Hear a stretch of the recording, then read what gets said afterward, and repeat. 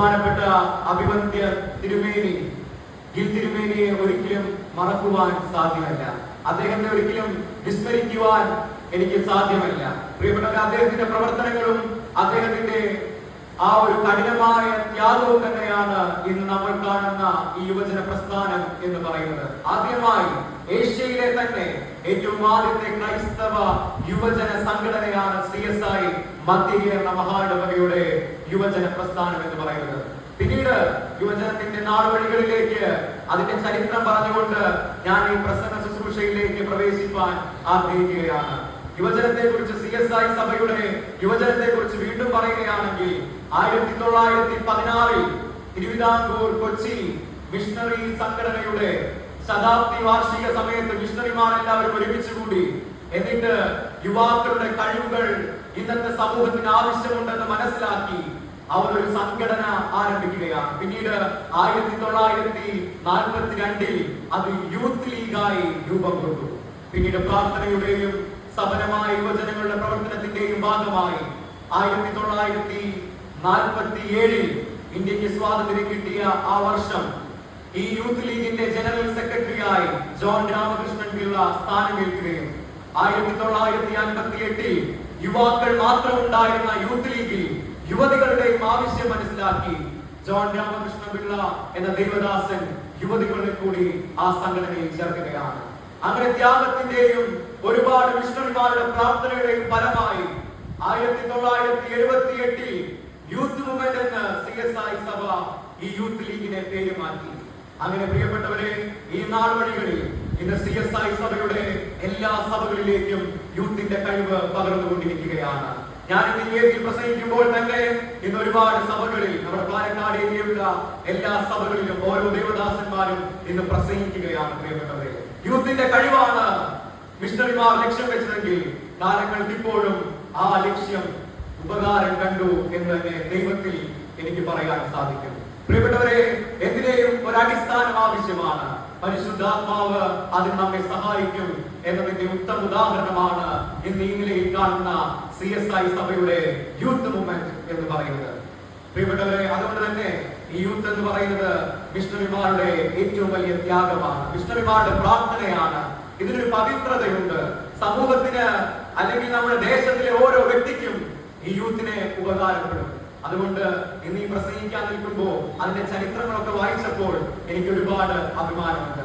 എന്നിരുന്നാലും ഞാൻ എന്റെ പ്രസംഗത്തിലേക്ക് പ്രവേശിക്കുവാൻ ആഗ്രഹിക്കുകയാണ്. ഒട്ടും സമയം കളയാതെ ഇന്നത്തെ പ്രസംഗത്തോട് ആധാരമായി വിശുദ്ധ യോഹന്നാന്റെ സുവിശേഷം, ഇന്ന് വായിച്ചു കേട്ടതായ സുവിശേഷം ഏത് ഭാഗം തന്നെ? വിശുദ്ധ യോഹന്നാന്റെ സുവിശേഷം 1-ാം അധ്യായം 35 മുതൽ 39 വരെയുള്ള വാക്യങ്ങൾ. യോഹന്നാന്റെ സുവിശേഷം 1-ാം അധ്യായം 35 മുതൽ 39 വരെയുള്ള വാക്യങ്ങൾ. പിറ്റേന്നാൾ യോഹന്നാൻ പിന്നെയും തന്റെ ശിഷ്യന്മാരിൽ 2 പേരുമായി അവിടെ നിൽക്കുമ്പോൾ കടന്നു പോകുന്ന യേശുവിനെ നോക്കിയിട്ട്, ഇതാ ദൈവത്തിന്റെ കുഞ്ഞാട് എന്ന് പറഞ്ഞു.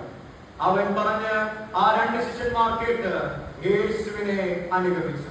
യേശു തിരിഞ്ഞ് അവർ പിന്നാലെ വരുന്നത് കണ്ടിട്ട് അവരോട്, നിങ്ങൾ എന്ത് അന്വേഷിക്കുന്നു എന്ന് ചോദിച്ചു. അവർ റബ്ബി എന്ന് വെച്ചാൽ ഗുരു, നീ എവിടെ പോകുന്നു എന്ന് ചോദിച്ചു. അവൻ അവരോട്, വന്ന് കാണുവിൻ എന്ന് പറഞ്ഞു.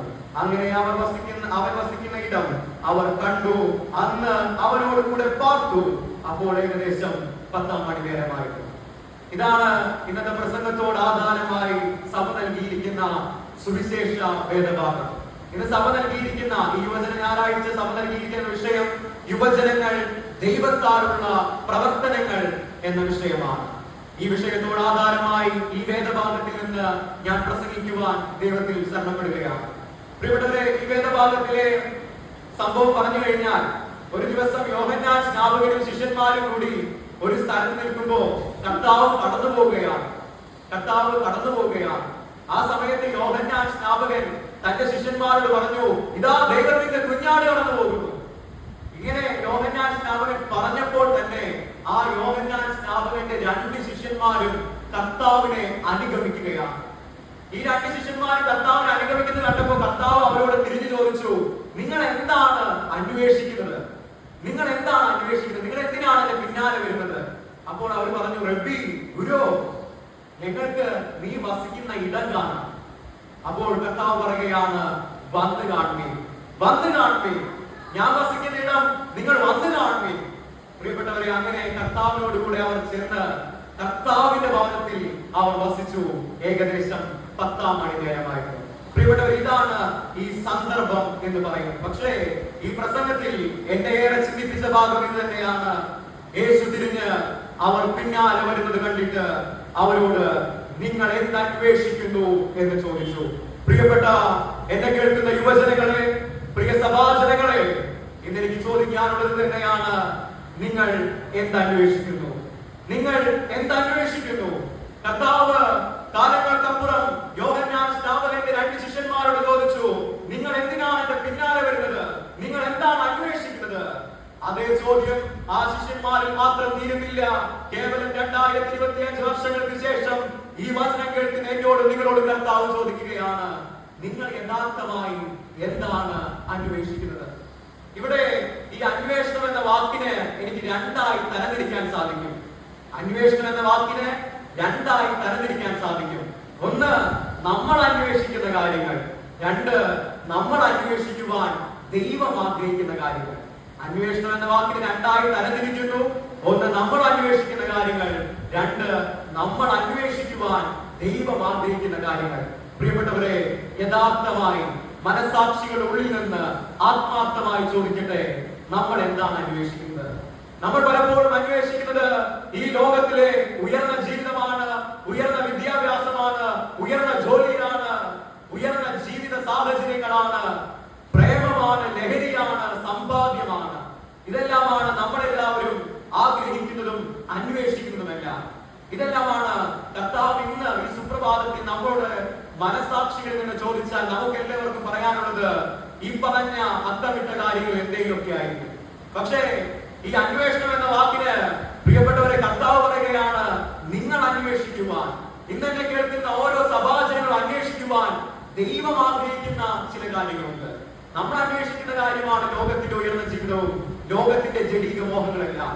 എന്നാൽ നമ്മൾ അന്വേഷിക്കുവാൻ ദൈവം ആഗ്രഹിക്കുന്ന കാര്യമുണ്ട്. എന്താണ് കർത്താവേ ഞാൻ അന്വേഷിക്കുവാൻ നീ ആഗ്രഹിക്കുന്നത്? എന്താണ് കർത്താവേ ഞാൻ അന്വേഷിക്കുവാൻ നീ ആഗ്രഹിക്കുന്നത്? അപ്പോൾ കർത്താവ് പറയും, അതിന് ഉത്തരം എടുക്കുന്നത് മത്തായിയുടെ സുവിശേഷം 6-ാം അധ്യായം 33-ാം വാക്യത്തിലാണ്. നമ്മൾ അന്വേഷിക്കുവാൻ ദൈവം ആഗ്രഹിക്കുന്ന കാര്യങ്ങൾ. മത്തായിയുടെ സുവിശേഷം 6-ാം അധ്യായം 33-ാം വാക്യം നമുക്ക് എല്ലാവർക്കും മനഃപ്പാഠമായ വാക്യമാണ്. മുൻപേ അവന്റെ രാജ്യവും നീതിയും അന്വേഷിക്കുന്നു. നമ്മളെല്ലാവരും അന്വേഷിക്കുന്നത് ലോകത്തിന്റെ മോഹങ്ങളാണെങ്കിൽ കർത്താവ് പറയുന്നു, നിങ്ങൾ അന്വേഷിക്കുവാൻ, നിങ്ങൾ ആഗ്രഹിക്കുവാൻ ഞാൻ ആഗ്രഹിക്കുന്നത് ഈ രാജ്യവും അവന്റെ രാജ്യവും അവന്റെ നീതിയുമാണ്. എന്താണ് പ്രിയപ്പെട്ടവരെ അവന്റെ രാജ്യം? ഈ വാക്യത്തിൽ പറയുന്ന മത്തായിയുടെ സുവിശേഷം 6-ാം അധ്യായം 33-ാം വാക്യത്തിൽ പറയുന്ന അവന്റെ രാജ്യം എന്താണ്? എന്താണ് ദൈവരാജ്യം? ഒരു സംശയമില്ല, ദൈവം പാർക്കുന്ന, അത്യുന്നതൻ പാർക്കുന്ന സ്ഥലം സ്വർഗം തന്നെയാണ്.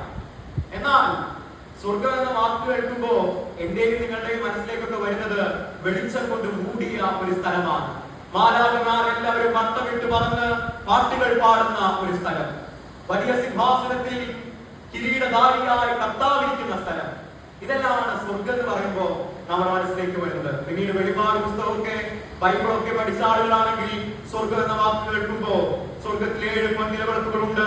അതിന്റെ മധ്യേ മാറത്ത് പൊൻകച്ച കെട്ടിയവനായി വെള്ളോടിനോട് സദൃശ്യമായ കാലുകളും അവിടെ പെരുവെള്ളത്തിന്റെ ഇരച്ചിൽ പോലെ മുഴക്കമുള്ള ശബ്ദവും അഗ്നിജ്വാലയ്ക്കൊത്ത കണ്ണും മരണത്തിന്റെയും പാതാളത്തിന്റെയും താക്കോൽ കയ്യിലാക്കി വെച്ച യേശുവിനെയൊക്കെ നമ്മൾ സ്വർഗത്തിൽ കാണാറുണ്ട്. കെരൂബുകളും സാറാഫുകളും മാലാഖമാരെല്ലാവരും സൈന്യങ്ങളുടെ ദൈവമായ കർത്താവ് പരിശുദ്ധൻ പരിശുദ്ധൻ പരിശുദ്ധൻ, ആകാശവും ഭൂമിയും അവന്റെ മഹത്വം കൊണ്ട് നിറഞ്ഞിരിക്കുന്നു എന്ന വലിയ സമാധാനത്തിന്റെ അന്തരീക്ഷമൊക്കെ ബൈബിൾ അറിയുന്ന ആളുകളെല്ലാം സ്വർഗത്തെ കുറിച്ച് ചിന്തിക്കും. എന്നാൽ അവിടെ പറയുന്ന സ്വർഗമാണോ, അല്ലെങ്കിൽ ആകാശങ്ങൾക്കപ്പുറം, മേഘങ്ങൾക്കപ്പുറം, പർവ്വതങ്ങൾക്കപ്പുറം, പ്രപഞ്ചത്തിനപ്പുറം, മധ്യാകാശങ്ങൾക്കപ്പുറം കാണുന്ന ആ സ്വർഗമാണോ ഈ വാക്യത്തിൽ പറയുന്നത്? ഞാൻ വിശ്വസിക്കുന്നില്ല. കാരണം അത്രയും കോംപ്ലിക്കേറ്റഡ് ആണ് ഈ വാക്യം. ഞാൻ വിശ്വസിക്കുന്നില്ല. മറിച്ച് ഇവിടെ പറയുന്ന സ്വർഗം എന്താണ്? ഇവിടെ പറയുന്ന ദൈവരാജ്യം എന്താണ്? ഇവിടെ പറയുന്ന ദൈവരാജ്യം ആ സ്വർഗമല്ല. സ്വർഗത്തെ കുറിച്ച് നമ്മൾ അന്വേഷിക്കണം. മരിച്ചു കഴിഞ്ഞാൽ ഞാൻ നിങ്ങൾ എത്താൻ പോകുന്ന ആ സ്വർഗത്തെ കുറിച്ച് ഞാൻ നിങ്ങൾ അന്വേഷിക്കണം, ചിന്തിക്കണം, പഠിക്കണം. പക്ഷേ ഈ വാക്യത്തിൽ പറയുന്ന ആ ദൈവരാജ്യം ആ സ്വർഗമാണ് ഞാൻ വിശ്വസിക്കുന്നില്ല. മറിച്ച് ഈ വാക്യത്തിൽ പറയുന്ന ദൈവരാജ്യം എന്താണ്? ഈ ദൈവരാജ്യത്തെ കുറിച്ച് പറഞ്ഞു തരുന്നത് ലൂക്കോസ് ആണ്. ലൂക്കോസിന്റെ സുവിശേഷം 17-ാം അധ്യായം 21-ാം വാക്യം. ലൂക്കോസ് ഈ ദൈവരാജ്യത്തെ കുറിച്ച് പറഞ്ഞു തരികയാണ്. ലൂക്കോസിന്റെ സുവിശേഷം 17-ാം അധ്യായം 21-ാം വാക്യം. ദൈവരാജ്യം നിങ്ങളുടെ ഇടയിൽ തന്നെ ഉണ്ടല്ലോ എന്ന് ഉത്തരം പറഞ്ഞു. ഇവിടെ പറയുന്ന ദൈവരാജ്യം അങ്ങ് ആകാശങ്ങൾക്കപ്പുറമുള്ള, നമ്മുടെ ബുദ്ധിക്ക് ശേഷികൾക്കൊന്നും ഒതുങ്ങാത്ത, ചിന്തകൾക്കൊക്കെ അപ്പുറമായ ആ സ്വർഗമല്ല. പിന്നെ ഈ സ്വർഗം എന്താണ്? ഇവിടെ പറയുന്ന ദൈവരാജ്യം എന്താണ്? ലൂക്കോസ് പറയുകയാണ്, ആ ദൈവരാജ്യം അവിടെ ഇവിടെ ഒന്നുമല്ല, അത് നമ്മുടെ ഉള്ളിലാണ്, നിങ്ങളുടെ ഉള്ളിലാണ്, എന്റെ ഉള്ളിലുണ്ടാകേണ്ടതാണ്. പ്രിയപ്പെട്ടവരെ, ഈ ദൈവരാജ്യം എന്റെയും നിങ്ങളുടെയും ഉള്ളിലുണ്ടാകേണ്ട അവസ്ഥയാണെന്ന് ലൂക്കോസ് വ്യക്തമായി പഠിപ്പിക്കുകയാണ്. അപ്പോൾ നമുക്കൊരു സംശയമായി, ഒരു ചോദ്യമായി, ഈ ദൈവരാജ്യം എന്റെ ഉള്ളിൽ ഉണ്ടാകേണ്ട ഒരു അവസ്ഥയാണെങ്കിൽ ഞാൻ അതിന് എന്താണ് ചെയ്യേണ്ടത്? ചോദിച്ചില്ലെങ്കിലും ചോദ്യം വരേണ്ടതാണ്. പ്രിയപ്പെട്ടവരെ, ഞാൻ ഈ സ്വർഗരാജ്യം എന്റെ ഉള്ളിൽ സ്ഥാപിക്കാൻ, എന്റെ ഉള്ളിൽ ഉണ്ടാകാൻ ഞാൻ എന്താണ് ചെയ്യേണ്ടത്? അതിന് ഉത്തരം പറയുന്നത് പ്രിയപ്പെട്ടവരെ മത്തായിയുടെ സുവിശേഷം 6-ാം അധ്യായം 33-ാം വാക്യം തന്നെയാണ്. കർത്താവ് പറയുന്ന ആ വാക്ക്, അന്വേഷിപ്പിൻ, അന്വേഷിപ്പിൻ. ഈ സ്വർഗരാജ്യം എന്റെ ഉള്ളിലാകാൻ ഞാൻ എന്ത് ചെയ്യണം? ദൈവരാജ്യം എന്റെ ഉള്ളിലാണെന്ന് ലൂക്കോസ് പറയുമ്പോൾ ആ ദൈവരാജ്യം എന്റെ ഉള്ളിൽ ഉണ്ടാകാൻ ഞാൻ എന്ത് ചെയ്യണം? അതിന് കർത്താവ് പറയുകയാണ് ഒരു വാക്ക് മാത്രം, അന്വേഷിപ്പിൻ. നിങ്ങൾ ചില കാര്യങ്ങളെ അന്വേഷിച്ചാൽ ഈ ദൈവരാജ്യം നമ്മുടെ ഉള്ളിൽ ഉണ്ടാകും. അപ്പൊ അടുത്ത ചോദ്യം, ദൈവരാജ്യം എന്റെ ഉള്ളിൽ ഉണ്ടാകണമെങ്കിൽ ഞാൻ ചില കാര്യങ്ങളെ അന്വേഷിക്കണം. ഞാൻ എന്തെല്ലാം കാര്യങ്ങളെയാണ് അന്വേഷിക്കേണ്ടത്? ദൈവരാജ്യം എന്റെ ഉള്ളിലാണ് ഉണ്ടാകേണ്ടത്. അതിനെ കർത്താവ് പറഞ്ഞു അന്വേഷിക്കണം. അപ്പോൾ ഞാൻ എന്തെല്ലാം കാര്യങ്ങളെയാണ് അന്വേഷിക്കേണ്ടത്? അതിന് ഉത്തരം തരുന്നത് അപ്പോസ്തലന്മാരിൽ ശ്രേഷ്ഠനായ പൗലോസാണ്. റോമർക്കെഴുതിയ ലേഖനത്തിൽ പറയുകയാണ്. റോമർക്കെഴുതിയ ലേഖനം 6-ാം അധ്യായം 17-ാം വാക്യത്തിൽ പറയുന്നു, ദൈവരാജ്യം ഭക്ഷണവും പാനീയവുമല്ല, നീതിയും സമാധാനവും പരിശുദ്ധാത്മാവിൽ സന്തോഷവും അത്രേ എന്ന് പറയുകയാണ്. ദൈവരാജ്യം ഭക്ഷണമല്ല, പാനീയമല്ല. പൗലോസ് പറയുന്നതാ, ദൈവരാജ്യം എന്റെ ഉള്ളിലാകണമെങ്കിൽ ഞാൻ ചില കാര്യങ്ങളെ അന്വേഷിക്കണം. അങ്ങനെയാണെങ്കിൽ എന്തെല്ലാം കാര്യങ്ങളെയാണ് ഞാൻ അന്വേഷിക്കേണ്ടത്? പൗലോസ് പറയുകയാണ്, നീതിയെ അന്വേഷിക്കണം, സമാധാനത്തെ അന്വേഷിക്കണം, പരിശുദ്ധാത്മാവിലെ സന്തോഷത്തെ അന്വേഷിക്കണം. പ്രിയപ്പെട്ടവരെ, ഈ 3 കാര്യങ്ങളും അടങ്ങുന്നതാണ് ഈ സ്വർഗരാജ്യം, ദൈവരാജ്യം എന്ന് പറയുന്നത്. പ്രിയപ്പെട്ടവരെ, നീതിയെ അന്വേഷിപ്പിൻ, സമാധാനത്തെ അന്വേഷിപ്പിൻ, പരിശുദ്ധാത്മാവിലെ സന്തോഷത്തെ അന്വേഷിപ്പിൻ. ഈ 3 അന്വേഷണങ്ങളെയും ചേർന്ന് കർത്താവ് പറഞ്ഞ ഒരൊറ്റ വാക്കാണ് ദൈവരാജ്യം. മുൻപേ അവന്റെ ദൈവരാജ്യം അന്വേഷിപ്പാൻ കർത്താവ് പറഞ്ഞുവെങ്കിൽ അതിലടങ്ങുന്നത് പൗലോസ് അക്കമിട്ട് പറയുകയാണ്, കർത്താവ് രാജ്യം അന്വേഷിക്കാൻ പറഞ്ഞിട്ടുണ്ടെങ്കിൽ അതിൽ 3 കാര്യങ്ങൾ അടങ്ങുകയാണ്. അതാണ് നീതി, സമാധാനം, പരിശുദ്ധാത്മാവിലെ ആനന്ദം. രാജ്യത്തെ അന്വേഷിക്കണം എന്ന് പറഞ്ഞാൽ നീതി അന്വേഷിക്കണം, സമാധാനത്തെ അന്വേഷിക്കണം, പരിശുദ്ധാത്മാവിലെ ആനന്ദത്തെ അന്വേഷിക്കണം എന്നുള്ളതാണ്. പ്രിയപ്പെട്ടവരെ, എന്താണ് ഈ ദൈവരാജ്യം എന്ന വിഷയവുമായി നീതി? എന്താണ് പ്രിയപ്പെട്ടവരെ നീതി? What is rightness? പ്രിയപ്പെട്ടവരെ, അത് ഈ വിശുദ്ധ വേദിയിൽ ഞാൻ ഉയർത്തിപ്പിടിക്കുന്ന ഈ സുവിശേഷമാണ് ദൈവത്തിന്റെ നീതി എന്ന് പറയുന്നത്.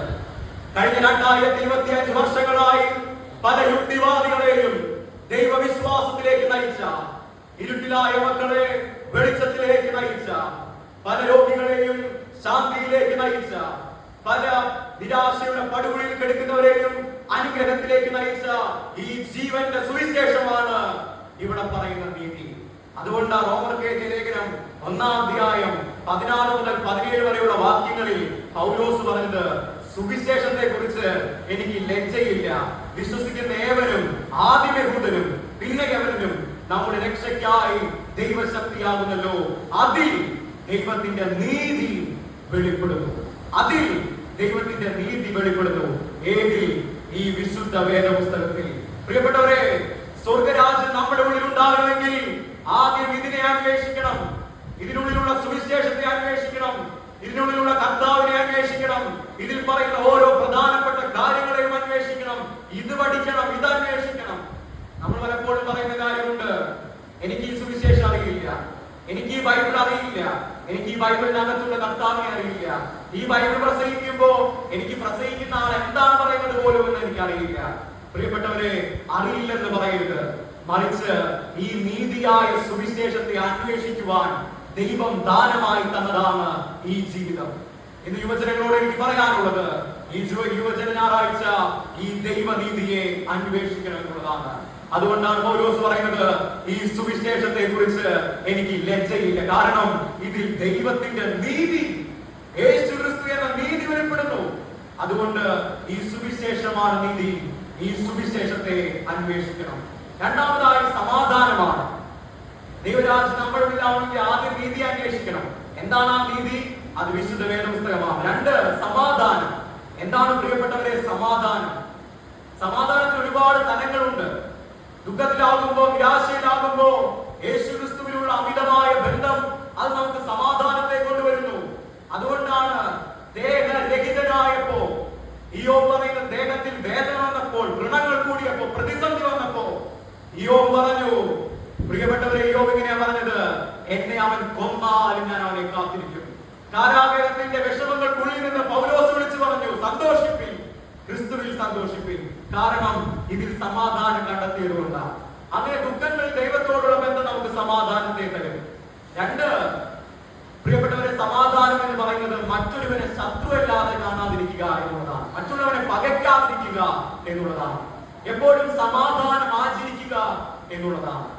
മൂന്നാമതായി, ഇന്ന് ഈ യുവജന ഞായറാഴ്ച ഞാനിവിടെ പറയാൻ ആഗ്രഹിക്കുന്ന സമാധാനം, പ്രിയപ്പെട്ടവരെ, നമ്മൾ എപ്പോഴും ഡിസപ്രോപ്രിയേറ്റ് ആയിട്ട് കർത്താവ് ഈ സുവിശേഷത്തിൽ വിഭാവനം ചെയ്ത സമാധാനം നമ്മൾ പലപ്പോഴും അർത്ഥം മാറ്റി പറയാറുണ്ട്.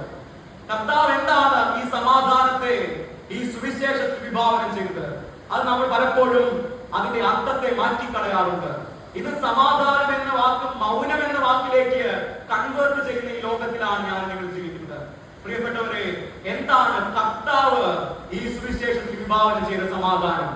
അഴിമതി മുന്നിൽ കാണുമ്പോ, ന്യായരഹിതമായ കാര്യങ്ങൾ മുന്നിൽ കാണുമ്പോ, മ്ലേച്ഛമായത് മുന്നിൽ കാണുമ്പോൾ മിണ്ടാതിരിക്കുക, മൗനമായിരിക്കുക, ആ സമാധാനമാണോ, ആ മൗനമാണോ കർത്താവ് വിഭാവനം ചെയ്തത്? അല്ല, അതിന്റെ പേരാണ് കപട സമാധാനം. ഒരു അഴിമതി മുന്നിൽ കാണുമ്പോ, ഒരു തെറ്റ് മുന്നിൽ കാണുമ്പോൾ മിണ്ടാതിരിക്കുന്നത് കപട സമാധാനമാണ്. ആരോട് പരിഭവമില്ല, ആരോട് ഒരു വിദ്വേഷവും ഇല്ല, ആരോട് ഒരു തെറ്റും പറയാനില്ല, അത് കപട സമാധാനമാണ്. പ്രിയപ്പെട്ടവരെ, എന്താണ് ക്രിസ്തു വിഭാവനം ചെയ്ത സമാധാനം? കർത്താവ് പറയുകയാണ്, എബ്രായർക്ക് എഴുതിയ ലേഖനത്തിൽ സമാധാനത്തെ കുറിച്ച് കർത്താവ് പറയുന്നത്, കർത്താവ് വിഭാവനം ചെയ്ത മത്തായിയുടെ സുവിശേഷം 10-ാം അധ്യായം 33-ാം വാക്യത്തിലാണ്. പ്രിയപ്പെട്ടവരെ, സമാധാനം എന്ന് പറയുന്നത് അഴിമതി മുന്നിൽ കാണുമ്പോൾ മിണ്ടാതിരിക്കുന്നതല്ല, അത് കപട സമാധാനമാണ്. പിന്നെ എന്താണ് സമാധാനം? ക്രിസ്തു വിഭാവനം ചെയ്ത സമാധാനം ഇങ്ങനെയാണ്. മത്തായിയുടെ സുവിശേഷം 10-ാം അധ്യായം 34-ാം വാക്യം, ഞാൻ ഭൂമിയിൽ സമാധാനം വരുത്തുവാൻ വന്നു എന്ന് നിരൂപിക്കരുത്, സമാധാനമല്ല വാളത്രേ വരുത്തുവാൻ ഞാൻ വന്നത്, വാളത്രേ വരുത്തുവാൻ വന്നത്. കർത്താവ് പറയുകയാണ്, ഞാൻ സമാധാനം വരുത്താനല്ല, വാൾ വരുത്താനാണ് വന്നത്. എന്താണ് പ്രിയപ്പെട്ടവരെ കർത്താവ് ഇങ്ങനെ പറഞ്ഞാൽ? കർത്താവ് ഒരു ആക്രമണകാരിയാണോ? അല്ല, കർത്താവ് സമാധാനത്തിന്റെ പ്രഭുവാണ്. ആ സമാധാനത്തിന്റെ പ്രഭുവായി കർത്താവ് പറയുകയാണ്, ഞാൻ സമാധാനം വരുത്താനല്ല ലോകത്തിൽ വന്നത്, വാളിനെ കൊണ്ടുവരാനാണ്.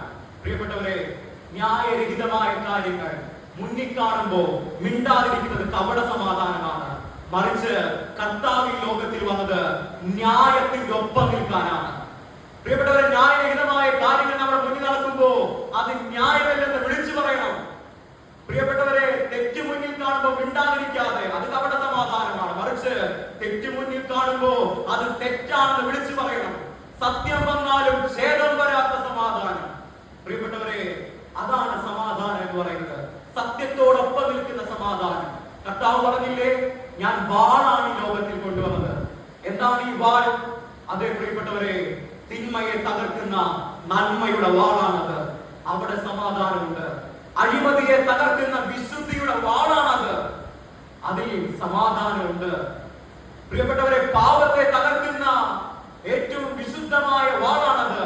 അതിൽ സമാധാനമുണ്ട്. സത്യത്തിന്റെ ഒപ്പം നിൽക്കുന്നതാണ് സമാധാനം. അല്ലാതെ തെറ്റ് കാണുമ്പോൾ മിണ്ടാതെ മൗനമായിരിക്കുന്ന സമാധാനമല്ല, അത് കപട സമാധാനമാണ് കർത്താവ് പഠിപ്പിക്കുക. കർത്താവ് ദേവാലയത്തിൽ ചെന്നപ്പോൾ അവിടെ വാണിജ്യ കച്ചവടം നടക്കുക. എല്ലാത്തിനും പിടിച്ച് പുറത്തേക്ക് ഇട്ടു എന്ന് പറയുന്നത്. അവരോടെല്ലാവരോടും ആക്രമിച്ചു. കർത്താവ് എല്ലാം വലിച്ചു പുറത്തേക്ക് ഇട്ടു. ലോകത്തിന്റെ മുൻപിൽ അത് അക്രമമായിരിക്കാം, ലോകത്തിന്റെ മുൻപിൽ അത് വാളാണ്, കർത്താവ് ചെയ്ത ആക്രമണമാണ്. പക്ഷേ അതിലാണ് നീതി. കാരണം ദേവാലയം വിശുദ്ധമാണ്, അതിനെ കള്ളന്മാരുടെ ഗുഹയാക്കരുത്. അതാണ് അതിലെ നീതി. നീതിക്കൊപ്പം നിൽക്കുന്നതാ സമാധാനം. നീതിമാന്റെ ഉള്ളിലുള്ളതാ സമാധാനം. അതുകൊണ്ട് കർത്താവ് പറഞ്ഞത്, ഞാൻ ഈ ലോകത്തിൽ വന്നത് സമാധാനം ഉണ്ടാക്കാനല്ല, മറിച്ച് വാളുണ്ടാക്കാനാണ്. വാളിനെ വെക്കാണ്. തിന്മയ്ക്ക് നേരെ തകർക്കുന്ന നന്മയുടെ വാൾ, ഇരുട്ടിനെ തകർക്കുന്ന വെളിച്ചത്തിന്റെ വാൾ, ദുഷ്ടതയെ തകർക്കുന്ന നീതിമാന്റെ വാൾ. അതാണ് പ്രിയപ്പെട്ടവരെ സമാധാനം. ഇന്ന് സമാധാനം കപട സമാധാനമായി പോകരുത്. കർത്താവ് പറഞ്ഞത് മൗനമല്ല, സമാധാനമാണ്. സമാധാനം നീതിക്കൊപ്പം നിൽക്കുന്നതാണ്, സത്യത്തിനൊപ്പം നിൽക്കുന്നതാണ്, സത്യത്തിന് വേണ്ടി നിൽക്കുന്നതാണ്, തിന്മയ്ക്കെതിരെ നിൽക്കുന്നതാണ്. ദുഷ്ടത കാണുമ്പോൾ അത് ദുഷ്ടതയാണെന്ന് വിളിച്ചു പറയാനുള്ള ധൈര്യമാണ് സമാധാനം. പ്രിയപ്പെട്ടവരെ, 3 യുവാക്കൾ രാജാവിനോട് പറഞ്ഞു. രാജാവ് പറഞ്ഞു, നിങ്ങൾ എന്നെ ആരാധിക്കണം. അപ്പോ ആ 3 യുവാക്കൾ പറഞ്ഞു, ഇല്ല, ഞങ്ങൾ ഞങ്ങളുടെ കർത്താവിനെ ആരാധിക്കുള്ളൂ. ഇനി നീ കൊന്നാലും അവൻ ഞങ്ങളെ ജീവിച്ചിട്ടില്ലെങ്കിലും ഞങ്ങൾ ഞങ്ങളുടെ ദൈവത്തെ ആരാധിക്കുള്ളൂ. അവർ വളരെ സമാധാനത്തോടെ പറഞ്ഞത്, കാരണം അവരുടെ ഉള്ളിൽ നീതി ഉണ്ടായിരുന്നു. വ്രണങ്ങൾ വന്നില്ലേ യോബിന്, പ്രതിസന്ധികൾ വന്നില്ലേ യോബിന്. പക്ഷെ യോബ് പറഞ്ഞത് എന്താ? ഭാര്യ പറഞ്ഞു, നിങ്ങൾ ഈ ദൈവത്തെ വിട്ടുപോ, എന്തിനാ ഈ ദൈവത്തെ ആശ്രയിക്കുന്നത്? പക്ഷെ ഭാര്യയോട് യോബ് പറഞ്ഞു, നീ ഒരു പൊട്ടിയെ പോലെ സംസാരിക്കുന്നു, എന്നെ അവൻ കൊന്നാലും ഞാൻ അവനെ കാത്തിരിക്കും. അതാണ് പ്രിയപ്പെട്ടവരെ സമാധാനം. നീതിക്കൊപ്പം നിൽക്കുക, നീതിക്കൊപ്പം നിൽക്കുക. തിന്മ കാണുമ്പോൾ തിന്മയ്ക്കെതിരെ പറയുക. അതാണ് സത്യവാന്റെ ഉള്ളിൽ, നീതിമാന്റെ ഉള്ളിൽ ഉണ്ടാകുന്നതാണ് സമാധാനം. സമാധാനം ഉണ്ടാക്കുന്നവർ ഭാഗ്യവാന്മാർ. പ്രിയപ്പെട്ടവരെ, തിന്മ കാണുമ്പോൾ അതിൽ രഹിതമായി സംസാരിക്കണം. സമാധാനം ഉണ്ടാക്കാനുള്ളതാണ്. സമാധാനം മൗനതയിൽ ഇരിക്കുന്നില്ല, സമാധാനം മൗനതയിൽ ഇരിക്കുന്നില്ല, സമാധാനം തലകുനിച്ചിരിക്കുന്നില്ല. സമാധാനം അത് ഉണ്ടാക്കാനുള്ളതാണ്. ന്യായത്തിന് വേണ്ടി നിൽക്കാനും തിന്മയ്ക്കെതിരെ നിൽക്കാനും. പ്രിയപ്പെട്ടവരെ, തിന്മയ്ക്കെതിരെ നിൽക്കാനുമാണ്, ന്യായത്തോടൊപ്പം നിൽക്കാനാണ്. അതാണ് സമാധാനം എന്ന് പറയുന്നത്. അതാണ് ക്രിസ്തു വിഭാവനം ചെയ്ത സമാധാനം എന്ന് പറയുന്നത്. അപ്പോൾ അത്തരത്തിലുള്ള സമാധാനം, ന്യായത്തോടൊപ്പം നിൽക്കുന്ന സമാധാനം എന്റെയും നിങ്ങളുടെയും ഉള്ളിലുണ്ടെങ്കിൽ സ്വർഗരാജ്യം നമ്മുടെ ഉള്ളിലുണ്ട്. മൂന്നാമതായി പരിശുദ്ധാത്മാവിന്റെ ആനന്ദമാണ്. എന്താണ് പരിശുദ്ധാത്മാവിന്റെ ആനന്ദം? എബ്രായർ ലേഖനം 1-ാം അധ്യായം 9-ാം വാക്യത്തിൽ പറയുകയാണ്, നിന്റെ ദൈവം നിന്റെ കൂട്ടുകാരിൽ പരമായി ആനന്ദ തൈലം കൊണ്ട് അഭിഷേകം ചെയ്തിരിക്കുന്നു. എന്റെ പ്രസംഗത്തിന്റെ അവസാനത്തിലേക്ക് ഞാൻ വരികയാണ്. നിന്റെ ദൈവം കൂട്ടുകാരിൽ പരമായി നിന്നെ ആനന്ദ തൈലം കൊണ്ട് അഭിഷേകം ചെയ്തു. പ്രിയപ്പെട്ടവരെ, എവിടെയെല്ലാം വിശുദ്ധ വേദപുസ്തകത്തിൽ തൈലം എന്ന് കണ്ടോ, എവിടെയെല്ലാം വിശുദ്ധ വേദപുസ്തകത്തിൽ എണ്ണ എന്ന് കണ്ടോ, അതെല്ലാം പരിശുദ്ധാത്മാവിനെയാണ് കുറിക്കുന്നത്. കാരണം എണ്ണ, പ്രാവ്, ജലം, പുതുവീഞ്ഞ്, അതൊക്കെ പരിശുദ്ധാത്മാവിന്റെ അടയാളമാണ്. ഇവിടെ പറയുകയാണ്, നിന്റെ ദൈവം നിന്റെ കൂട്ടുകാരിൽ പരമായി നിന്നെ ആനന്ദ തൈലം കൊണ്ട്, പരിശുദ്ധാത്മാവ് എന്ന തൈലം കൊണ്ട് അഭിഷേകം ചെയ്യുന്നു. ഇത് കർത്താവിനോടുള്ള ബന്ധത്തിൽ പറഞ്ഞ ഒരു സങ്കീർത്തനമാണെങ്കിൽ, ഒരു സങ്കീർത്തനത്തിന്റെ ഉദാഹരണമാണെങ്കിൽ കൂടി ഇന്ന് പ്രിയപ്പെട്ടവരെ ഞാൻ പറയാൻ ആഗ്രഹിക്കുകയാണ്, ഇത് കൂട്ടുകാരിൽ പരമായി ആനന്ദം തരുന്ന പരിശുദ്ധാത്മാവാണ്. ഈ പരിശുദ്ധാത്മാവിന്റെ ആനന്ദം എന്ന ഈ ടോപ്പിക്കിനെ എനിക്ക് വിവരിക്കാൻ സാധിക്കില്ല, എനിക്ക് പ്രസംഗിക്കാൻ സാധിക്കില്ല. കാരണം ഇത് എക്സ്പീരിമെന്റലി ആണ്. ഈ സയൻസ് പഠിക്കുമ്പോ, ശാസ്ത്രം പഠിക്കുമ്പോ ഓരോ നിയമങ്ങളുണ്ട്, ഓരോ ലോസ് ഉണ്ട്. ആ ലോസിനെ 2 തരത്തിൽ തിരിക്കും. ഒന്ന് തിയറിറ്റിക്കലി, 2 എക്സ്പീരിമെന്റലി. തിയറിറ്റിക്കലി ആവുമ്പോൾ എഴുതി പിടിപ്പിക്കാൻ പറ്റും, എഴുതി പിടിപ്പിക്കുന്ന നിയമങ്ങളാണ്. പക്ഷേ ചില നിയമങ്ങള് അനുഭവിച്ചാലേ അറിയാൻ സാധിക്കുള്ളൂ. അതുപോലെ ഈ പരിശുദ്ധാത്മാവിന്റെ ആനന്ദത്തെ കുറിച്ച് ഞാൻ വാതോരാതെ പ്രസംഗിച്ചാലും അത് തീരാൻ പോകുന്നില്ല. പ്രിയപ്പെട്ടവർ, നമ്മൾ ചലച്ചിത്രങ്ങൾ കാണാറില്ലേ? ചലച്ചിത്രങ്ങളിലെ പാട്ടുകൾ കേൾക്കാറില്ലേ? അതിലൊക്കെ എത്ര ആനന്ദം നമ്മൾ കണ്ടെത്താറുണ്ട്. ചലച്ചിത്രങ്ങളിലും ചലച്ചിത്ര വീക്ഷണങ്ങളിലും ഒക്കെ എത്രത്തോളം ആനന്ദം കണ്ടെത്തുന്നു. ചലച്ചിത്രം കാണണ്ടാവുന്നല്ല, മറിച്ച് ചലച്ചിത്രം കാണുമ്പോ നമ്മുടെ മനസ്സിൽ എത്രത്തോളം ആനന്ദം വരുന്നോ അതിനു ഉപരിയായി ദൈവം ആനന്ദം തരുന്നു. ഈ പരിശുദ്ധാത്മാവിന്റെ ആനന്ദം കണ്ടെത്തിയ അതൊന്നും കാണാൻ തോന്നില്ല. കാരണം അത്രയും വലിയൊരു ആനന്ദം നമുക്ക് ലഭിക്കുകയാണ്. പ്രിയപ്പെട്ടവരെ, ഈ ലോകത്തിന്റെ ഉത്സവങ്ങളില്ലേ, അതിന് പിന്നാലെ നാം പോകാറില്ലേ? ആ ലോകത്തിന്റെ ഉത്സവങ്ങൾ നമുക്ക് നൽകുന്ന ഒരു വലിയ ആനന്ദമില്ലേ പ്രിയപ്പെട്ടവരെ? എന്നാൽ ഈ പരിശുദ്ധാത്മാവിന്റെ ആനന്ദത്തെ നിങ്ങൾ കണ്ടെത്തിയാൽ ആ ലോകത്തിന്റെ ഉത്സവങ്ങളിൽ നിന്ന് ലഭിക്കുന്ന ആനന്ദമൊന്നും ഒന്നുമല്ല. പ്രിയപ്പെട്ടവരെ, നമ്മൾ പലപ്പോഴും ലഹരിയുടെ ആസക്തിയിലേക്ക് വീണുപോകാറില്ലേ? മദ്യം, മയക്കുമരുന്ന്, പുകവലി. അങ്ങനെയാണെങ്കിൽ പ്രിയവചനങ്ങളെ ഞാൻ പറയട്ടെ, ഇതൊരു പരിശുദ്ധാത്മാവിന്റെ ആനന്ദത്തെ എനിക്കും നിങ്ങൾക്കും കണ്ടെത്താൻ സാധിക്കുമെങ്കിൽ ആ ആനന്ദമൊന്നും ഒന്നുമല്ലെന്നേ. കാരണം അത്രയും വലിയൊരു ആനന്ദം പരിശുദ്ധാത്മാവ് നൽകുകയാണ്. രാജാവായ ദാവീദ് പക്ഷെ നൃത്തം ചെയ്തു ആരാധിക്കാൻ കാരണം അവൻ ലഭിച്ചൊരു പരിശുദ്ധാത്മാവിന്റെ ആനന്ദമുണ്ട്. അവിടെയുള്ളവർ പറഞ്ഞു, ഈ രാജാവ് നീ നൃത്തം ചെയ്ത് ആരാധിക്കുന്നു. പക്ഷേ ദാവീദ് പറയാണ്, എന്നെ ഇവിടെ വരെ എത്തിച്ചത് ദൈവ, അവനെ ഞാൻ നൃത്തം ചെയ്ത് ആരാധിക്കും. കാരണം അവിടെ ദാവീദിന് ലഭിച്ച ഒരു പരിശുദ്ധാത്മാവിന്റെ ആനന്ദമുണ്ട്. പരിശുദ്ധാത്മാവിന്റെ ആനന്ദം ലഭിക്കുമ്പോ ഇന്ന് പ്രിയപ്പെട്ടവരെ, ഈ ലോകത്തിന്റെ ഒരു സന്തോഷങ്ങളും ഒന്നുമല്ലാതെ തോന്നുകയാണ്, ഒന്നുമല്ലാതെ വ്യക്തമായി പോവുകയാണ്. അതുകൊണ്ടാണ് പരിശുദ്ധാത്മാവിന്റെ ആനന്ദം ലഭിച്ചവൻ ക്രിസ്തുവിൽ മാത്രം നിലനിൽക്കുകയാണ്. പ്രിയപ്പെട്ടവരെ, ഇന്ന് നമ്മൾ പരിശുദ്ധാത്മാവിനെ കണ്ടെത്തണം. പരിശുദ്ധാത്മാവിനെ എനിക്ക് എങ്ങനെ കണ്ടെത്താം? കർത്താവ് പറയുകയാണ്, നിങ്ങൾ ഒരുവന് പരിശുദ്ധാത്മാവ് കുറവാകുന്നുവെങ്കിൽ അവൻ സ്വർഗ്ഗസ്ഥനായ പിതാവിനോട് യാചിക്കട്ടെ, അവൻ എത്രയധികം പരിശുദ്ധാത്മാവിനെ കൊടുക്കും. മുട്ടുമടക്കി പരിശുദ്ധാത്മാവിന് വേണ്ടി പ്രാർത്ഥിച്ചാൽ ഇന്ന് എത്രയധികം പരിശുദ്ധാത്മാവിനെ നൽകും. ഇവിടെ പറയുകയാണ്, കൂട്ടുകാരിൽ പരമായി നിന്നെ ആനന്ദ തൈലം കൊണ്ട്, പരിശുദ്ധാത്മാവിന്റെ സന്തോഷം കൊണ്ട് അഭിഷേകം ചെയ്യുന്ന ദൈവം. ഇവിടെ കൂട്ടുകാരിൽ പരമായി എന്ന് പറയുന്നത് മാതാപിതാക്കളെക്കാൾ പരമായി എന്ന് പറഞ്ഞില്ല, ബന്ധുക്കളെക്കാൾ പരമായി എന്ന് പറഞ്ഞില്ല. ഇവിടെ പറയുന്നത് കൂട്ടുകാരിൽ പരമായി എന്നാണ്. കാരണം ഒരൊറ്റ കാരണേ ഉള്ളൂ. കൂട്ടുകാരോടൊപ്പം ടൂർ പോകുന്ന സന്തോഷമല്ല മാതാപിതാക്കളും ബന്ധുക്കളോടൊപ്പം പോകുന്നത്. കാരണം കൂട്ടുകാർക്ക് നമ്മൾ ഒപ്പിക്കുന്ന സകല പരിപാടികളും അറിയാം. കൂട്ടുകാർ നമ്മോടൊപ്പം എല്ലാ സമയത്തും നിൽക്കും, നമ്മൾ എന്ത് പരിപാടിക്കും നിൽക്കും. കൂട്ടുകാർക്ക് ആനന്ദം തരുന്നു. കൂട്ടുകാരോടൊപ്പം നിൽക്കുന്നത് വലിയ സന്തോഷമാണ്. കൂട്ടുകാരോട് പറയുന്നത് പോലെ നമുക്ക് മറ്റാരോട് പറയാൻ പറ്റില്ല. സൗഹൃദം എന്ന് പറയുന്ന ബന്ധം, മിത്രം എന്ന് പറയുന്ന ബന്ധം, അത് പ്രിയപ്പെട്ടവരെ ആ ബന്ധത്തിനോട് വരില്ല. അല്ലെങ്കിൽ ആ ബന്ധത്തിനോട് വരില്ല, ആ ബന്ധത്തെ പോലെ മറ്റൊരു ബന്ധമില്ല. കാരണം അത് ഏറ്റവും ആനന്ദം തരുന്ന ബന്ധമാണ്. കൂട്ടുകാരോടൊപ്പം ഒപ്പിച്ച പല പരിപാടികളും ബന്ധുക്കളോടൊപ്പമോ മാതാപിതാക്കളോടൊപ്പമോ ഒപ്പിക്കാൻ പറ്റില്ല. കൂട്ടുകാരോട് പറയുന്ന പല വാക്കുകളും മറ്റാരോടും പറയാൻ പറ്റില്ല. പ്രിയപ്പെട്ടവർ, അതുകൊണ്ടായിരിക്കണം ഇവിടെ ഇങ്ങനെ പറഞ്ഞത്, കൂട്ടുകാർ തരുന്ന ആനന്ദമുണ്ട്. മാതാപിതാക്കളെക്കാൾ കൂട്ടുകാർ ആനന്ദം തരും. കാരണം നമ്മുടെ എല്ലാ പരിപാടിക്കും കൂടെ നിൽക്കുക. അതുകൊണ്ട് പ്രിയപ്പെട്ടവരെ, ഇവിടെ കർത്താവ് ഏറ്റവും വലിയ ആനന്ദത്തെ എടുക്കുകയാണ്, കൂട്ടുകാർ തരുന്ന ആനന്ദം.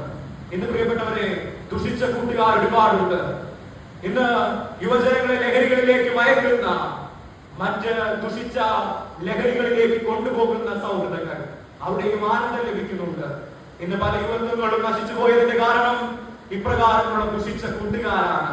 അവർ നൽകിയ ലഹരിയുടെ ആസക്തിയാണ്, അവർ നൽകിയ ദുഷിച്ച കാര്യങ്ങളാണ്.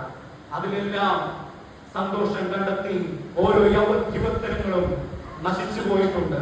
പ്രിയപ്പെട്ടവരെ, പക്ഷെ ഇവിടെ പറയുകയാണ്, ഇപ്പോൾ നിങ്ങളുടെ കൂട്ടുകാർ നിങ്ങൾക്ക് ലഹരിയുടെ ആനന്ദം തന്നാലും, കൂട്ടുകാർ പ്രചോദനത്തിന്റെ ആനന്ദം തന്നാലും, കൂട്ടുകാരൊക്കെ എത്ര വലിയ ആനന്ദം തന്നാലും അതിലൊക്കെ ഉപരിയായി പരിശുദ്ധാത്മാവ് നിങ്ങൾക്ക് ആനന്ദം തരാൻ സാധിക്കും.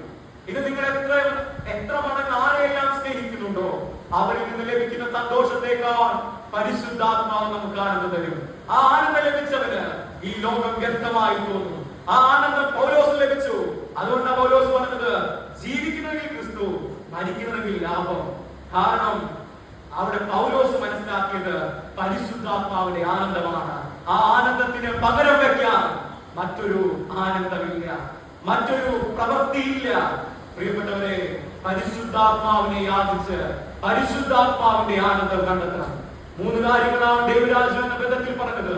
ഒന്ന്, നീതിയെ അന്വേഷിച്ചാൽ സ്വർഗരാജ്യം നമ്മുടെ ഇടയിൽ ഉണ്ടാകും. സമാധാനത്തെ അന്വേഷിച്ചാൽ, ന്യായത്തോടൊപ്പം നിൽക്കുന്ന, തിന്മയ്ക്കെതിരെ പറയുന്ന സമാധാനത്തെ അന്വേഷിച്ചാൽ ദൈവരാജ്യം നമ്മുടെ ഇടയിൽ ഉണ്ടാകും. പരിശുദ്ധാത്മാവിന്റെ സന്തോഷത്തെ പരിശുദ്ധാത്മാവിന്റെ ആനന്ദത്തെ കണ്ടെത്തിയാൽ, അന്വേഷിച്ചാൽ ദൈവരാജ്യം നമ്മുടെ ഇടയിൽ ഉണ്ടാകും. ഈ മൂന്ന് കാര്യങ്ങളെയും അന്വേഷിക്കുവാൻ നമുക്ക് സാധിക്കണം. പിന്നെ കർത്താവ് വാക്യത്തിൽ പറയുകയാണ്, മുൻപേ അവന്റെ രാജ്യം, പിന്നെ നീതി. സമാധാനം പറഞ്ഞതുപോലെ തന്നെ ഈ നീതിക്കും പലതരങ്ങളുണ്ട്. അതിൽ ഒരു തലമാണ് ഞാൻ പറഞ്ഞതുപോലെ ഈ വിശുദ്ധ വേദ പുസ്തകം. പിന്നെ ഈ നീതിക്കുള്ള അടുത്തൊരു തലം എന്ന് പറയുന്നത് വിശ്വാസമാണ്. അതുകൊണ്ടാണ് ഗലാത്യർക്ക് 2-ാം അധ്യായം 14-ാം വാക്യത്തിൽ പറയുന്നത്, എന്നാൽ യേശുക്രിസ്തുവിനുള്ള വിശ്വാസത്താലല്ലാതെ ന്യായപ്രമാണത്തിന്റെ പ്രവൃത്തികളാൽ മനുഷ്യൻ നീതീകരിക്കപ്പെടുന്നില്ല. ദൈവമേക്കും നിങ്ങൾക്കൊരു നീതിയെ തന്നു, അത് യേശുക്രിസ്തുവാണ്. സകല മഹിമകളും വെടിഞ്ഞ് കേവലം 2025 വർഷങ്ങൾക്ക് മുൻപ് വിരൂപമാക്കപ്പെടാൻ വേണ്ടി, കാൽവരി ക്രൂശിൽ മരിക്കാൻ വേണ്ടി, ഒരു കന്യകയുടെ ഗർഭപാത്രത്തിൽ മരിച്ച യേശുക്രിസ്തുവില്ലേ, പിതാവിന്റെ ഏകപുത്രനില്ലേ, സ്നേഹിച്ച പുത്രനില്ലേ, അവനാണ് ദൈവത്തിന്റെ നീതി എന്ന് പറയുന്നത്. നമ്മുടെ പെസഹ കുഞ്ഞാനാണ് ദൈവത്തിന്റെ നീതി. പ്രിയപ്പെട്ടവരെ, നമ്മുടെ പുത്രനായ യേശുക്രിസ്തുവാണ് ദൈവത്തിന്റെ നീതി. അങ്ങനെയാണെങ്കിൽ ആ യേശുക്രിസ്തുവിലുള്ള വിശ്വാസമാണ് നീതി എന്ന് പറയുന്നത്. ഒരു വിധത്തിലുള്ള വിശ്വാസം. ഇന്ന് നമ്മളൊരു പള്ളിയിലേക്ക് കടന്നു വരുന്നു, ആരാധിക്കുന്നു, പാട്ടുപാടുന്നു, പ്രസംഗിക്കുന്നു, പാപങ്ങളെ ഏറ്റുപറയുന്നു. വീണ്ടും നമുക്ക് ഈ ദൈവത്തെ പറ്റി സംശയങ്ങളാ. വീണ്ടും നമുക്ക് ഈ ദൈവത്തെ ചോദ്യങ്ങൾ, ഈ ദൈവം ഉണ്ടോ, ഈ സ്വർഗം ഉണ്ടോ, ഈ ദൈവം എന്നെ രക്ഷിക്കാൻ കടന്നു വരുമോ? പ്രിയപ്പെട്ടവരെ, ആരാധിക്കുന്ന നമുക്ക്, പാട്ടുപാടുന്ന നമുക്ക് വീണ്ടും സംശയങ്ങളാ ഈ ദൈവത്തെ പറ്റി. ഈ ദൈവത്തെ പൂർണ്ണമായി വിശ്വസിക്കാൻ സാധിക്കുന്നില്ല. പക്ഷെ പറയുകയാണ്, അവനോടുള്ള പൂർണ്ണമായ വിശ്വാസമാണ് ദൈവനീതി. അവനിലുള്ള വിശ്വാസം കണ്ടെത്തിയാൽ എന്റെയും നിങ്ങളുടെയും ഉള്ളിൽ, പ്രിയപ്പെട്ടവരെ, നീതി വെളിപ്പെടുകയാണ്. അവനിലുള്ള വിശ്വാസം, അതാണ് നീതി. ഇന്ന് പ്രിയപ്പെട്ടവരെ, സഭ മുന്നിലേക്ക് വെച്ച വിഷയം എങ്ങനെയാണ്? ദൈവത്താലുള്ള യുവജനങ്ങളുടെ പ്രവർത്തനം. പ്രിയപ്പെട്ടവരെ, യുവജനങ്ങളുടെ പ്രവർത്തനം എന്ന വിഷയമാണ് സഭ തന്നതെങ്കിൽ എനിക്ക് വളരെ എളുപ്പത്തിൽ പ്രസംഗിക്കാമായിരുന്നു. കാരണം യുവജനങ്ങളുടെ പ്രവർത്തനം എന്ന വിഷയം തന്നെങ്കിൽ എനിക്ക് പറയാം, ഒരു ലഹരി വിരുദ്ധ റാലി നടത്തണം, ഒരു ഫുഡ് ചലഞ്ച് നടത്തണം, അന്നം കൊടുക്കുന്ന ഒരു സമ്പ്രദായം നമ്മൾ നടത്തണം. അനേകർ ദരിദ്രരായി പോകുന്നു, അതുകൊണ്ട് അന്നം കൊടുക്കുന്ന ഒരു അവസരം നമ്മൾ നടത്തണം എന്നൊക്കെ എനിക്ക് പറയാമായിരുന്നു. പക്ഷേ സഭ തന്നത് ഒരു മറ്റൊരു വിഷയമാണ്. കാരണം സഭ പറയുകയാണ്, യുവജനങ്ങൾ ദൈവത്താലുള്ള പ്രവർത്തനം. യുവജനങ്ങളുടെ പ്രവർത്തനമല്ല സഭ പറഞ്ഞത്, യുവജനങ്ങൾ ദൈവത്താലുള്ള പ്രവർത്തനം. അങ്ങനെയാണെങ്കിൽ പ്രിയപ്പെട്ടവരെ, ഒരൊറ്റ പ്രവർത്തനം ചെയ്താൽ മതി. ഒരേ ഒരു പ്രവർത്തനം, വലിയ പ്രവർത്തനങ്ങളൊന്നും ചെയ്യണ്ട, ഒരുപാട് പ്രവർത്തനങ്ങളൊന്നും ചെയ്യണ്ട, ഒരൊറ്റ പ്രവർത്തനം. ആ പ്രവർത്തനം ഒരു CID പണിയാണ്, ഒരു അന്വേഷണം എന്ന പണി. പ്രിയപ്പെട്ടവരെ, കർത്താവിലൂടെ ഞാൻ ഇന്ന് ഈ യുവജനങ്ങളിലേക്ക് കൈമാറുന്നത് ഒരൊറ്റ പ്രവർത്തനമാണ്, ഒരു അന്വേഷണം, ഒരു CID ജോലി. പ്രിയപ്പെട്ടവരെ, ഒരു ചെറിയ അന്വേഷണം. എന്തിനാണ് യുവജനങ്ങളെ നമ്മൾ അന്വേഷിക്കേണ്ടത്? ഒന്ന്, നീതിയെ അന്വേഷിക്കണം. 2, സമാധാനത്തെ അന്വേഷിക്കണം. പരിശുദ്ധാത്മാവിലെ ആനന്ദത്തെ അന്വേഷിക്കണം. പ്രിയപ്പെട്ടവരെ, ഈ സുവിശേഷം എന്ന നീതിയെ അന്വേഷിച്ചാൽ ഒരിക്കൽ നമ്മൾ നീതി സൂര്യനെ കണ്ടുമുട്ടും. നമ്മൾ സമാധാനത്തെ അന്വേഷിച്ചാൽ ഒരിക്കൽ നമ്മൾ സമാധാനത്തിന്റെ പ്രഭുവിനെ കണ്ടുമുട്ടും. പരിശുദ്ധാത്മാവിലെ ആനന്ദത്തെ നമ്മൾ കണ്ടെത്തിയാൽ ഒരിക്കൽ അല്ലെങ്കിൽ ഒടുവിൽ ഞാനും നിങ്ങളും കൂട്ടുകാരിൽ പരമായി പരിശുദ്ധാത്മാവിൽ നമ്മെ നിറയ്ക്കാൻ കഴിവുള്ളവനെ കണ്ടുമുട്ടും.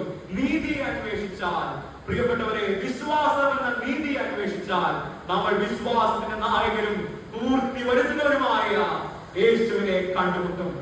അന്വേഷിപ്പിൻ, നിങ്ങൾ കണ്ടെത്തും. പ്രിയപ്പെട്ടവരെ, യുവജനങ്ങൾ ദൈവത്താലുള്ള പ്രവർത്തനം, ഒരൊറ്റ പ്രവർത്തനം മാത്രം. അന്വേഷിക്കുക. ദൈവരാജ്യം എന്റെ ഉള്ളിൽ പിറക്കട്ടെ, ദൈവരാജ്യം നമ്മുടെ ഉള്ളിലാകട്ടെ. ഇവിടെ പ്രിയപ്പെട്ടവരെ, നാം വായിച്ചു കേട്ട സുവിശേഷ വേദഭാഗത്തിൽ ഒട്ടും വ്യത്യസ്തമല്ല. അവരന്വേഷിച്ചു, ആ 2 ശിഷ്യന്മാർ അന്വേഷിച്ചു, ഞങ്ങൾക്ക് നിന്റെ വാസസ്ഥലം കാണണം. അപ്പോൾ കർത്താവ് പറയുകയാണ്, അവർ അന്വേഷിച്ചു, കർത്താവിനെ കണ്ടുമുട്ടി. അപ്പോൾ കർത്താവ് പറഞ്ഞു, വന്ന് കാണുവീൻ, വന്ന് കാണുവീൻ, വന്ന് കാണുവീൻ. പ്രിയപ്പെട്ടവരെ, ഒരു രസകരമായ കാര്യം ഉണ്ടായി. ഈ വന്ന് കാണുവീൻ എന്ന വാക്ക് എന്റെ ഹൃദയത്തെ ഒരുപാട് സ്പർശിച്ചു. അപ്പോൾ ഞാൻ കർത്താവിനോട് ചോദിച്ചു, ആ വാക്ക് വെച്ച് കർത്താവിനോട് ചോദിച്ചു. ഞാൻ മുകളിലൂടെ നടക്കുമ്പോഴാണ് ഈ പ്രസംഗം എഴുതിയെടുത്തത്. ആ സമയത്ത് ഞാനിങ്ങനെ വെറുതെ ഒന്ന് ചോദിച്ചു, വന്ന് കാണുവീൻ, വന്ന് കാണുവീൻ, നീ നല്ല ഇടയിലൊക്കെ അല്ലേ, നീ 100 ആടുകളിൽ ഒരാൾ തെറ്റിപ്പോയപ്പോൾ ആ ആടിന് വേണ്ടി തേടിപ്പോയി ഇടയൊക്കെയല്ലേ? നിനക്ക് വന്നു കാണുമെന്ന് കൽപ്പിക്കുന്നതിന് പകരം നിനക്ക് എന്നെ വന്ന് കണ്ടൂടെ? ആ വാക്ക് വെച്ച് ചോദിച്ചു ഞാൻ. വന്നു കാണുമെന്ന് പറയുന്നതിന് പകരം നിനക്ക് എന്നെ വന്ന് കണ്ടൂടെ? അപ്പൊ കർത്താവ് മനസ്സിൽ തന്ന മറുപടി ഇങ്ങനെയാണ്: നീ ഒരു ആടായിരുന്നുവെങ്കിൽ, ഒരു കുഞ്ഞാടായിരുന്നുവെങ്കിൽ ഞാൻ വന്ന് കണ്ടേനെ. പക്ഷെ നീ ഇപ്പൊ ഒരു ദൂർത്തുപുത്രനാ, അപ്പൊ എനിക്ക് നിന്നെ വന്ന് കാണാൻ പറ്റില്ല, നീ എന്നെ വന്ന് കാണണം. എപ്പോ വേണമെങ്കിലും വന്ന് കാണാം. പ്രിയപ്പെട്ടവരെ, അതാണ് ദൈവം തന്ന മറുപടി. ഇന്ന് നമ്മുടെ യുവജനങ്ങൾക്കിടയിൽ ഒരു ധാരണയുണ്ട്: കർത്താവ് എത്ര പാപം ചെയ്താലും ക്ഷമിക്കും, എത്ര കടുംചോപ്പായ പാപങ്ങളെയും കർത്താവ് ക്ഷമിക്കും. ഒന്നേറ്റു പറഞ്ഞാൽ മതി, അപ്പ ക്ഷമിക്കും എന്നുള്ളത്. പക്ഷെ ഞാൻ വിശ്വസിക്കുന്നില്ല കർത്താവ് എല്ലാ പാപവും ക്ഷമിക്കുമെന്ന് ഞാൻ വിശ്വസിക്കുന്നില്ല. ആ പാപങ്ങളെ ഏറ്റുപറയുമ്പോൾ കർത്താവ് ക്ഷമിക്കില്ല, മറിച്ച് ഏറ്റുപറഞ്ഞ് ഉപേക്ഷിക്കുമ്പോൾ ക്ഷമിക്കുമെന്ന ഞാൻ വിശ്വസിക്കുന്നത്. പ്രിയപ്പെട്ടവരെ, ലൂക്കോസിന്റെ സുവിശേഷം 15-ാം അധ്യായത്തിൽ 2 ഉപമകളുണ്ട്. അതുകൂടി പറഞ്ഞാൽ നിർത്താം. ലൂക്കോസിന്റെ സുവിശേഷം 15-ാം അധ്യായത്തിൽ 2 ഉപമകളുണ്ട്. നമുക്ക് എല്ലാവർക്കും സൺഡേ സ്കൂൾ പ്രായം മുതൽ അറിയുന്ന ഉപമകളാണ്. വളരെ പെട്ടെന്ന് നിർത്താം. ഒന്ന് നല്ല ഇടയന്റെ ഉപമ, 2 ധൂർത്തുപുത്രന്റെ ഉപമ. നമുക്ക് എല്ലാവർക്കും അറിയുന്ന 2 ഉപമകളാണെങ്കിലും പറയട്ടെ.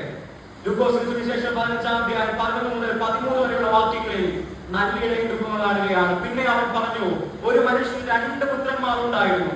അവർ ഇളയവന്റെ അപ്പനോട്, അതല്ല, ലൂക്കോസിന്റെ സുവിശേഷം 15-ാം അധ്യായം 4 മുതൽ 5 വരെയുള്ള വാക്യങ്ങൾ: നിങ്ങളിൽ ഒരുത്തൻ 100 ആടുകൾ ഉണ്ടായിരുന്നെന്ന് ഇരിക്കട്ടെ. അതിൽ ഒന്ന് കാണാതെ പോയാൽ അവൻ 90 എണ്ണത്തിനെയും മരുഭൂമിയിൽ വിട്ടേച്ച് ആ കാണാതെ പോയതിനെ കണ്ടുകിട്ടും വരെ നോക്കി നടക്കാതിരിക്കുമോ?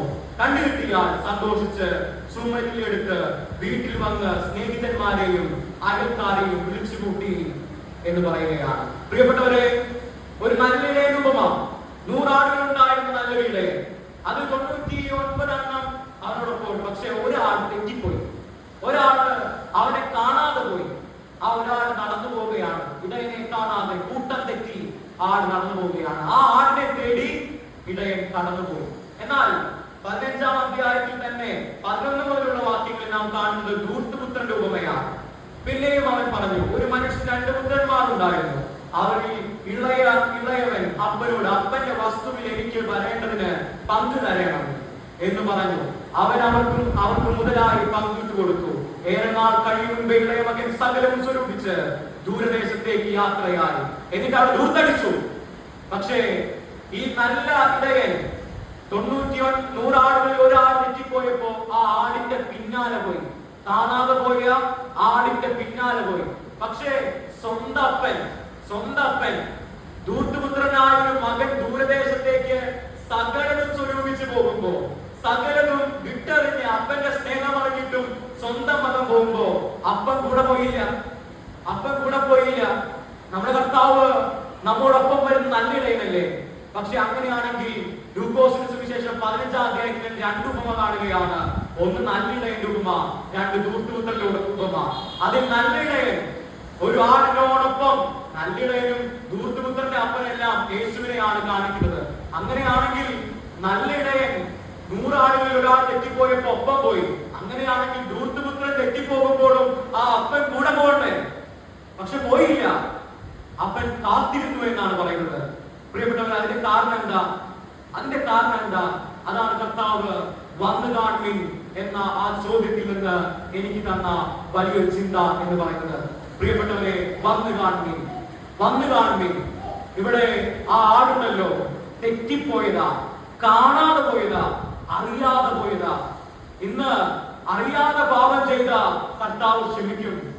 ഇന്ന് അറിയാതെ പാപം ചെയ്ത, അറിയാതെ തെറ്റിപ്പോയാൽ കർത്താവ് ക്ഷമിക്കും.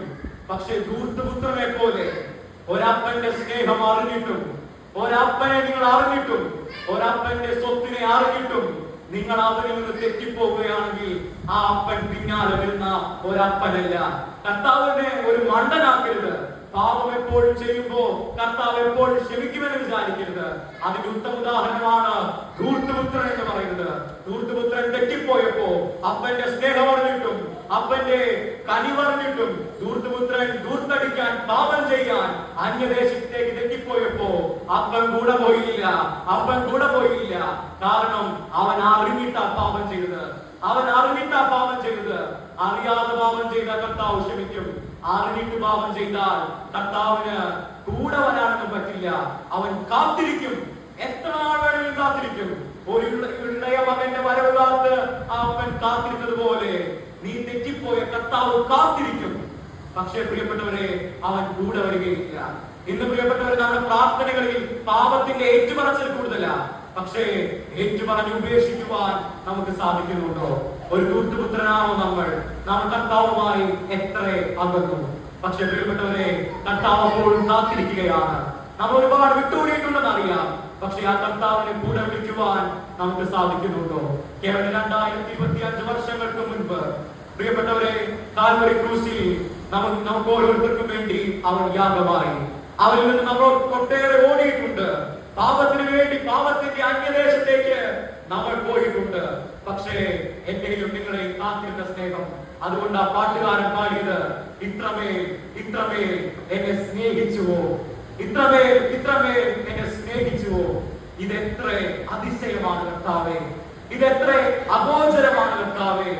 ഈ സ്നേഹം വളരെ ധന്യമാണ് പ്രിയപ്പെട്ടവരെ. ഈ യുവജന ഞായറാഴ്ച നമ്മൾ തിരിച്ചറിയേണ്ടത് ഈ സ്നേഹമാണ്. ഈ യുവജന ഞായറാഴ്ച നമ്മൾ തിരിച്ചറിയേണ്ടത് ഈ അപ്പന്റെ സ്നേഹമാണ്. നമ്മൾ എത്ര അകന്നപ്പോഴും എന്റെയും നിങ്ങളെയും കാത്തിരിപ്പാൻ കാണിച്ച ഒരപ്പന്റെ കഴിവ്. പ്രിയപ്പെട്ടവരെ, പാപത്തിലേക്ക് ഓടിയില്ലേ, പക്ഷെ അപ്പൻ കാത്തിരുന്നു. ആ ഇളയ മകന്റെ വരവ് നോക്കി ഒരപ്പൻ സ്വർഗത്തിന്റെ കവാടത്തിന് മുൻപിൽ കാത്തിരിക്കുന്നു. വന്നു കാണുവിൻ എന്ന സ്വരമായി. അപ്പന് പോയി കാണാൻ പറ്റോ? നീതിക്ക് വേണ്ടി അന്വേഷിക്കാൻ പറ്റോ? പരിശുദ്ധാത്മാവിന്റെ ആനന്ദത്തെ അന്വേഷിക്കാൻ പറ്റോ? ഇന്ന് പ്രിയപ്പെട്ടവരെ, സമാധാനത്തെ അന്വേഷിക്കാൻ പറ്റോ? പാട്ടുകാരൻ പാടി, എന്നെ സ്നേഹിച്ചു, ഇതെത്രയും വിചിത്രമേ സുരക്ഷക, എത്ര ദൂരം നിന്നെ വിട്ടോ ഞാൻ, അത്രമേരം ആർക്കും നീ എന്നെ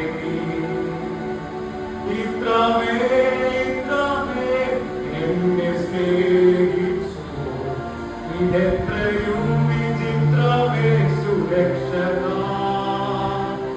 എത്ര ദൂരം നിന്നെ വിട്ടോ ഞാൻ, അത്രമേരം കാത്തുനീ എന്നെ. അവൻ നിന്ന് ഒട്ടേറെ നമ്മൾ വിട്ടോടിയപ്പോഴും നമ്മെ കാത്തിരുന്ന സ്നേഹം. ക്രൂശിൽ കിടക്കുമ്പോഴും കാരുണ്യത്തിന്റെ ആടിയൊന്നും അവന് വേദനയില്ലായിരുന്നു. പക്ഷേ പ്രിയപ്പെട്ടവരെ, നാശത്തിലായ എന്റെ നിങ്ങളുടെ രക്ഷ അതവന്റെ വേദനയായിരുന്നു. അതുകൊണ്ട് ആ പാട്ടുകാരൻ പിന്നെയും പാടിയത്, ക്രൂശിൽ കിടക്കുമ്പോഴും ആടിയും പാടിയല്ല വേദന, നാശത്തിലായൊരൻ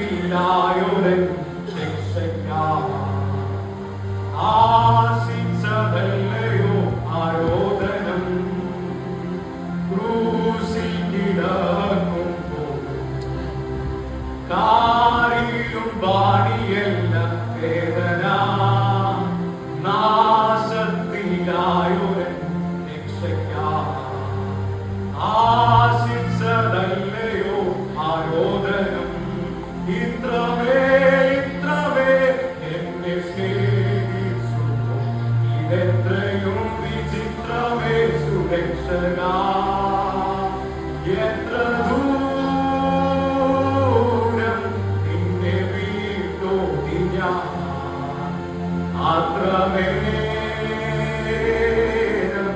കാത്തുനീ എന്നെ. വിട്ടോടിയപ്പോഴും കാത്തിരുന്ന ഒരു വലിയ സ്നേഹം. പ്രിയപ്പെട്ടവരെ, വന്നു കാണുവിൻ എന്ന സ്വരം നമ്മൾ ഇന്ന് കേൾക്കുകയാണ്. കർത്താവിന് വന്നു കാണുവാൻ, പോയി കാണുവാൻ നമുക്ക് സാധിക്കുമോ? പ്രസംഗം നിർത്തുകയാണ് പ്രിയപ്പെട്ടവരെ. ഇവിടെ അവർ അന്വേഷിച്ചു, അവർ കണ്ടെത്തി, കർത്താവിനോടൊപ്പം പാർത്തു.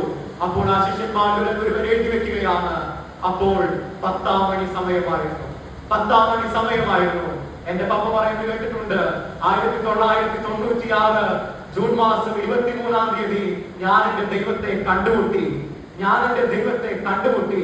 പ്രിയപ്പെട്ടവരെ, അങ്ങനെ ഒരു ദിവസം, അങ്ങനെ ഓർമ്മിപ്പിക്കാൻ അല്ലെങ്കിൽ ഓർമ്മിക്കാൻ ഒരു ദിവസം നമുക്കില്ലെങ്കിൽ ഇത് തന്നെയാകുന്നു രക്ഷാ ദിവസം, ഇത് തന്നെയാകുന്നു സുപ്രസാദ സമയം. എന്റെ പ്രസംഗത്തിൽ പറഞ്ഞത് 4 കാര്യങ്ങളാണ് പ്രിയപ്പെട്ടവരെ. ഒന്ന്, ദൈവരാജ്യത്തെ അന്വേഷിക്കണം. ദൈവരാജ്യത്തെ അന്വേഷിക്കണമെങ്കിൽ നീതി, സമാധാനം, പരിശുദ്ധാത്മാവിന്റെ ആനന്ദം, അതോടൊപ്പം തന്നെ വിശ്വാസത്തിന്റെ നീതി നമ്മൾ അന്വേഷിക്കണം. യുവജനങ്ങളാകുന്ന നമ്മൾ ദൈവത്താലുള്ള പ്രവർത്തനം അതൊന്നു മാത്രമാണ് അന്വേഷിക്കുക. ഈ സുവിശേഷത്തെ അന്വേഷിക്കുക, ന്യായത്തോടൊപ്പം നിൽക്കുന്ന സമാധാനത്തെ അന്വേഷിക്കുക, യേശുക്രിസ്തു എന്ന വിശ്വാസത്തിന്റെ നീതിയെ അന്വേഷിക്കുക, പരിശുദ്ധാത്മാവിന്റെ ആനന്ദത്തെ അന്വേഷിക്കുക. ഏറ്റവും ഒടുവിലായി കർത്താവ് പറയുകയാണ്, നീ ഒരു ആടിനെ പോലെ എത്തിപ്പോയെങ്കിൽ, നീ അറിയാതെയാണ് പാപം ചെയ്യുന്നെങ്കിൽ ഞാൻ നിന്നോട് ക്ഷമിക്കാം, ഞാൻ നിന്റെ പിന്നാലെ വരാം. പക്ഷെ അറിഞ്ഞിട്ടും പാപം ചെയ്യുമ്പോ നമ്മുടെ മനസ്സിന് അത് പാപമാണെന്ന് അറിഞ്ഞിട്ടും എന്റെ കർത്താവ് അത് വെറുക്കുന്നുവെന്ന് അറിഞ്ഞിട്ടും നാം പാപം ചെയ്യുന്നുവെങ്കിൽ കർത്താവ് പറയാണ്, ഞാൻ ക്ഷമിക്കില്ല. പ്രിയപ്പെട്ടവരെ, പാപത്തെ ഏറ്റു പറയുമ്പോൾ ഞാൻ ക്ഷമിക്കും, വന്ന് എന്നെ കാണുമ്പോൾ ഞാൻ ക്ഷമിക്കും, വന്ന് എന്നെ ആലിംഗനം ചെയ്യുന്ന ഒരു ഇളയമകനെ പോലെ വന്നാൽ ഞാൻ ക്ഷമിക്കും. അതുകൊണ്ടല്ലേ പാപസ്വീകാര പ്രാർത്ഥനകളിൽ സഭ ഉപയോഗിക്കുന്നത്, അതേ അപ്പാ, ഞാൻ നിന്നോടും സ്വർഗത്തോടും പാപം ചെയ്തു എന്ന് പറയുന്ന, ഇനി നിന്റെ മകനെന്ന പേരിൽ ഞാൻ യോഗ്യനല്ല എന്ന് പറയുന്ന ആ കുറിവാക്യത്തെ സഭ അതുകൊണ്ടാണ് പ്രിയപ്പെട്ടവരെ പാപസ്വീകാര പ്രാർത്ഥനകളിൽ ഉൾപ്പെടുത്തുന്നത്. നമുക്ക് ചെല്ലാം, വന്നു കാണുന്ന സ്വരമായി നിൽക്കുന്ന കർത്താവിന്റെ അടുക്കലേക്ക് ചെല്ലാം. എന്നിട്ട് കർത്താവിനെ മുറുകെ പിടിച്ചുകൊണ്ട് നമുക്ക് പറയാം, കർത്താവ്, ഞാൻ പാപം ചെയ്തു, ഇനി മുതൽ ഞാൻ അന്വേഷിക്കാം, ഇനി മുതൽ നിനക്ക് വേണ്ടി ഇറങ്ങാം. യുവജനങ്ങൾ, ദൈവത്താലുള്ള പ്രവർത്തനം അത് അന്വേഷണം തന്നെയാണ്. നമുക്ക് കണ്ണുകളെ അടയ്ക്കാം, പ്രാർത്ഥിക്കാം.